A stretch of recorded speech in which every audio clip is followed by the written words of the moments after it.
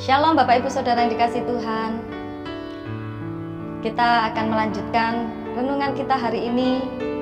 Tapi sebelumnya saya rindu mengajak kita semua untuk kita berdoa. Mari kita berdoa. Segala puji syukur, hormat dan kuasa hanya bagi-Mu Tuhan. Kami percaya Engkau Tuhan yang selalu menolong kami, Engkau Tuhan yang selalu menyertai kehidupan kami, Engkau Tuhan yang selalu menguatkan setiap langkah-langkah hidup kami untuk kami terus dapat berjalan masuk di dalam setiap rencana agung-Mu kepada kami. Terima kasih Tuhan Yesus, sebentar kami akan mendengarkan firman-Mu, berfirmanlah Engkau dan kami siap untuk mendengarkan. Di dalam nama-Mu Tuhan kami Yesus Kristus, kami sudah berdoa dan mengucap syukur. Haleluya, amin. Puji nama Tuhan, kita akan membuka Alkitab kita dari Markus pasal yang ke-14, ayat yang ke-12 sampai dengan 21. Yesus makan Paskah dengan murid-muridnya. Pada hari pertama dari hari raya roti tidak beragi, pada waktu orang menyembelih domba Paskah, murid-murid Yesus berkata kepadanya, "Ke tempat mana engkau kehendaki kami pergi untuk mempersiapkan perjamuan Paskah bagimu?"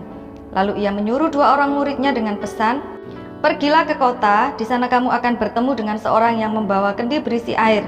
Ikutilah dia, dan katakanlah kepada pemilik rumah yang dimasukinya, pesan guru, di manakah ruangan yang disediakan bagiku untuk makan Paskah bersama dengan murid-muridku. Lalu orang itu akan menunjukkan kamu sebuah ruangan atas yang besar, yang sudah lengkap dan tersedia. Disitulah kamu harus mempersiapkan perjamuan Paskah untuk kita." Maka berangkatlah kedua murid itu, dan setibanya di kota didapati mereka semua seperti yang dikatakan Yesus kepada mereka. Lalu mereka mempersiapkan Paskah. Setelah hari malam, datanglah Yesus bersama-sama dengan ke-12 murid itu. Ketika mereka duduk di situ dan sedang makan, Yesus berkata, "Aku berkata kepadamu, sesungguhnya seorang di antara kamu akan menyerahkan aku, yaitu dia yang makan dengan aku."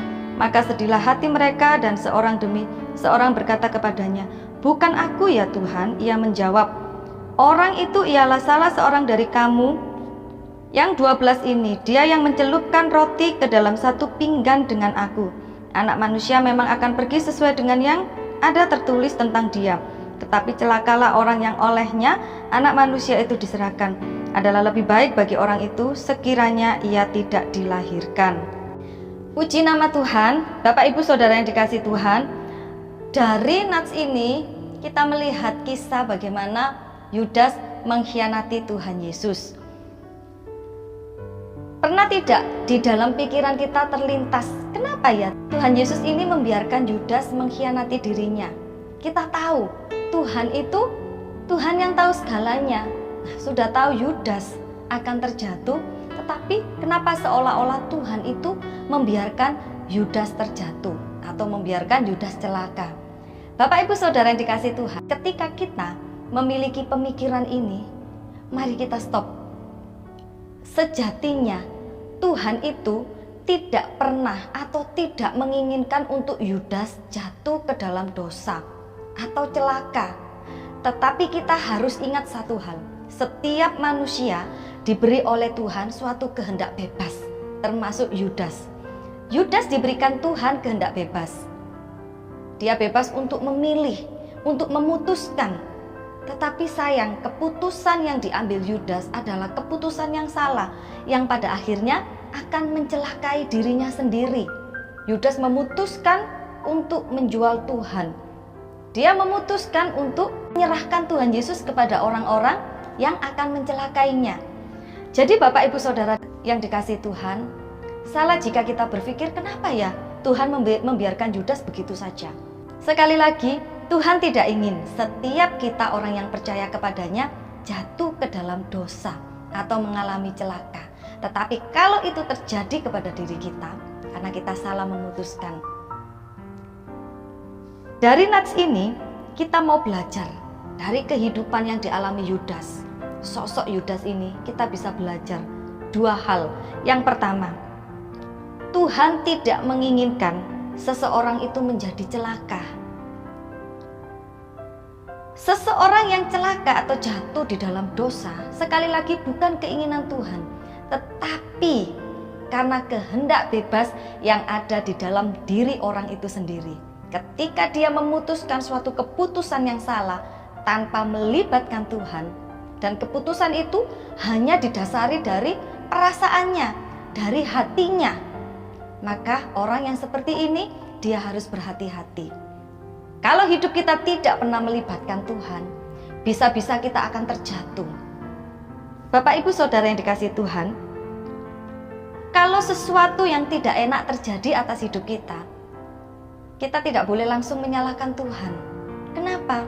Karena pada dasarnya Tuhan itu merancangkan sesuatu yang hebat untuk hidup kita.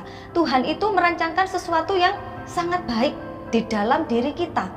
Tetapi rancangan-rancangan Tuhan yang sudah ditata itu kita rusak sendiri dengan keegoisan kita. Kita rusak sendiri dengan kemauan kita sendiri.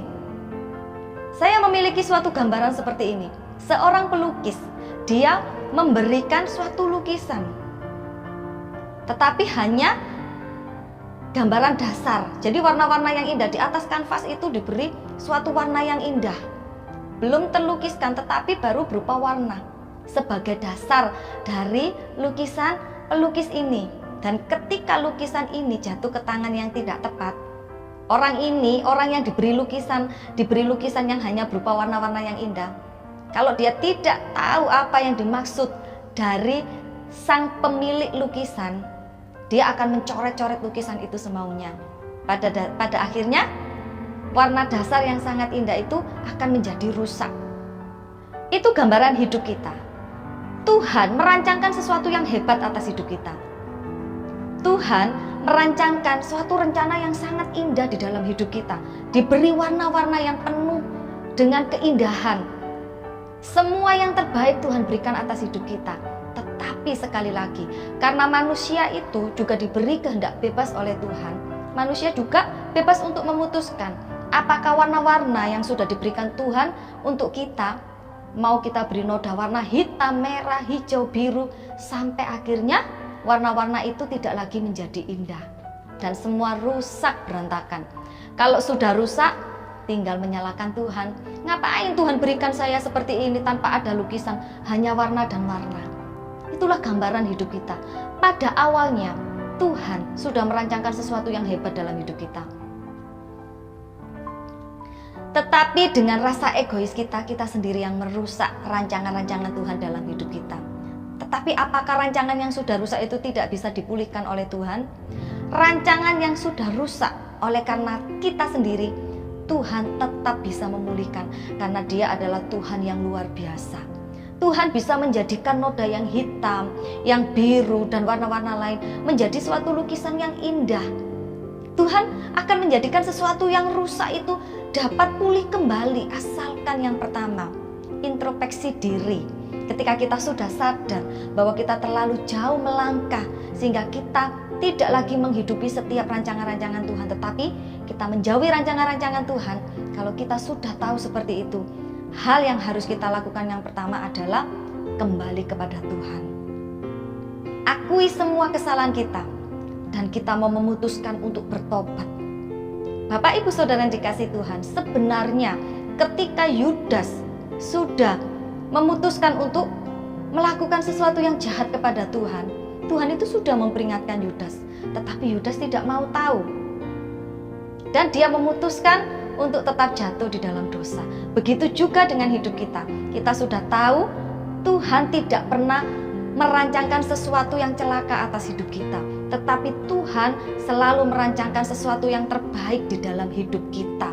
Jadi, kalaupun saat ini mungkin kita sudah terlanjur jauh melangkah sehingga rancangan-rancangan Tuhan itu seolah-olah semuanya sudah rusak karena perbuatan kita, karena karakter kita. Mari kita datang kepada Tuhan. Kita minta belas kasihan Tuhan, kita minta ampun pada Tuhan. Dan yang terlebih penting, kita mau membuka hati untuk siap dikoreksi oleh Tuhan. Bagaimana cara Tuhan mengoreksi? Tuhan bisa mengoreksi hidup kita melalui firman Tuhan yang kita baca, melalui orang-orang di sekitar kita. Tuhan itu Tuhan yang luar biasa. Dia Tuhan yang hikmatnya melampaui dari hikmat manusia. Dia punya banyak cara untuk menegur kita. Dia punya banyak cara untuk membawa kita masuk dalam rencananya. Dia punya banyak cara untuk mencegah kita jatuh di dalam dosa. Tetapi keputusan kita sendirilah yang membuat kita jatuh atau tidak, memutuskan untuk jatuh di dalam dosa atau tetap berjalan kepada kehendak Tuhan. Jadi Bapak Ibu Saudara yang dikasihi Tuhan, kalau sesuatu yang buruk terjadi atas hidup kita, jangan buru-buru salahkan Tuhan. Koreksi diri. Oh Tuhan, ternyata keputusan yang saya ambil salah.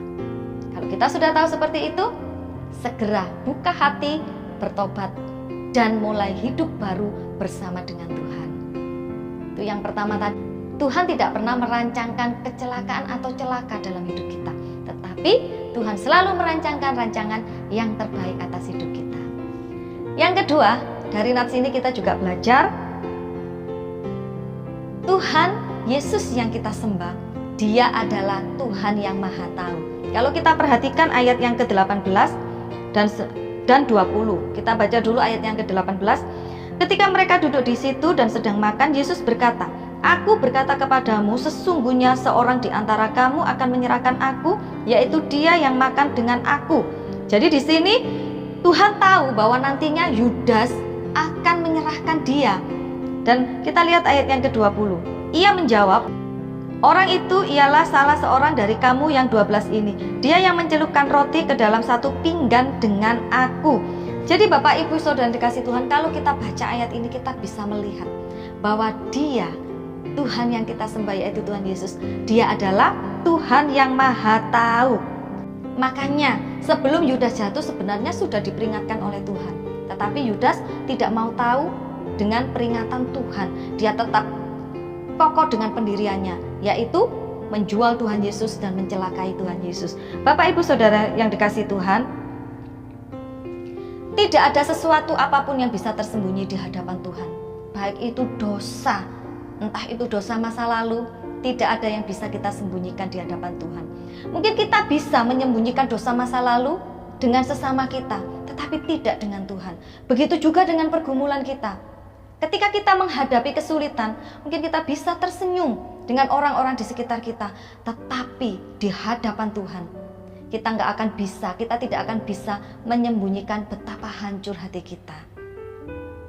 Kalau kita sudah tahu bahwa Tuhan adalah Tuhan yang Maha Tahu, mulai hari ini ambil keputusan.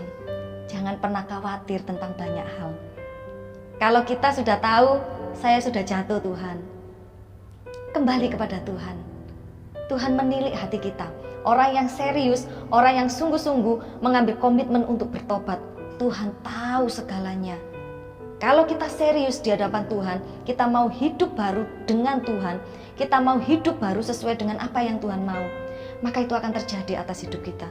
Begitu juga dengan kita. Kalau saat ini kita sedang menghadapi pergumulan, sakit penyakit yang membuat kita putus asa, jangan pernah takut, jangan pernah khawatir. Tuhan Maha Tahu, Dia tahu keluh kesah Bapak, Ibu, Saudara, dan saya.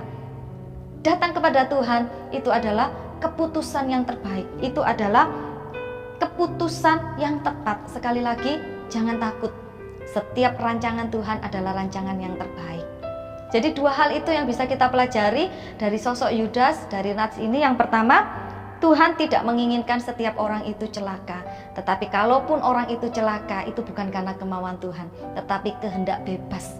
Dia bebas memutuskan untuk hidup di dalam rancangan Tuhan atau jauh dari rancangan Tuhan. Yang kedua, Tuhan Yesus adalah Tuhan yang Maha Tahu. Jadi jangan pernah khawatir tentang hidup kita, jangan khawatir tentang hari esok. Kalaupun kita saat ini sedang hidup di dalam dosa, kalau kita benar-benar mau datang kepada Tuhan dengan hati yang tulus, Tuhan akan mengampuni kita. Jangan khawatir tentang hari esok. 2023 mungkin orang boleh memprediksikan hal-hal apa yang akan terjadi, sesuatu yang sangat menakutkan, sesuatu yang buruk. Tetapi kalau kita tahu bahwa Tuhan yang kita sembah adalah Tuhan yang Maha Tahu, maka kita akan serahkan hari ini, hari esok ke dalam tangan Tuhan. Karena setiap rancangan Tuhan adalah rancangan yang penuh damai sejahtera dan kebaikan untuk kita semua. Yang sakit Tuhan akan sembuhkan, Tuhan akan pulihkan kehidupan Bapak, Ibu, Saudara semuanya. Kiranya Tuhan Yesus memberkati kita semua. Mari kita berdoa. Segala puji, syukur, hormat, dan kuasa hanya bagi-Mu Tuhan. Kami percaya Engkau Tuhan yang penuh kasih, Engkau Tuhan yang tidak pernah merancangkan hal yang celaka atas hidup kami. Engkau Tuhan yang maha tahu seberapapun besar pergumulan kami ketika kami bawa itu di hadapan-Mu Tuhan. Engkau Tuhan yang tidak pernah tertidur, tetapi Engkau Tuhan yang penuh dengan kasih, yang akan mendengar setiap keluh kesah kami. Yang sakit Tuhan sembuhkan. Sesuatu yang mustahil akan terjadi ketika orang percaya datang kepadamu Tuhan. Kami percaya setiap kami yang saat ini bergumul untuk pekerjaan, Tuhan akan berikan pekerjaan yang terbaik. Yang bergumul untuk keadaan keluarganya, Tuhan yang akan menjadi pemulih atas keluarga-keluarga Kristen yang takut akan Engkau. Terima kasih Tuhan, terima kasih. Segala puji, syukur, hormat, dan kuasa hanya bagi-Mu. Di dalam nama-Mu Tuhan kami Yesus Kristus, kami sudah berdoa dan mengucap syukur. Haleluya, amin. Tuhan Yesus memberkati kita semua. Bye-bye.